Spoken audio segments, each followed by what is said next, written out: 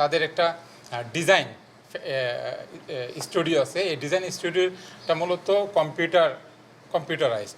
এখান থেকে এই যে আপনারা দেখতেছেন এই মালামালগুলো চুরি হয়েছে, চুরি হওয়ার পরে এবং চুরি হওয়ার সাথে সাথে তাদেরকে আবার একটা থ্রেট ইমেল করছে।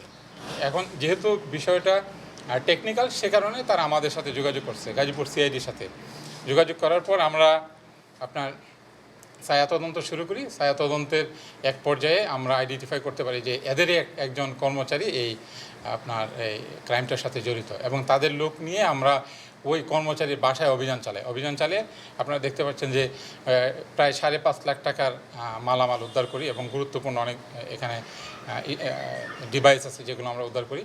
এবং তদন্তের এক পর্যায়ে দেখি যে তার কাছে 6টা ক্রেডিট কার্ড আছে, এবং জিজ্ঞাসাবাদে আমরা আরও ইনভেস্টিগেশন করে দেখলাম যে সে মূলত এই ক্রেডিট কার্ড জালিয়াতির সাথে জড়িত। ডেবিট কার্ড, ক্রেডিট কার্ড এবং নগদ, তারপরে বিকাশ যে হ্যাক হয়, বিভিন্ন আপনার ফেক ওটিপি দিয়ে টাকা নিয়ে যায় মানুষের কাছ থেকে, এই ধরনের ক্রাইমের সাথেও সে জড়িত।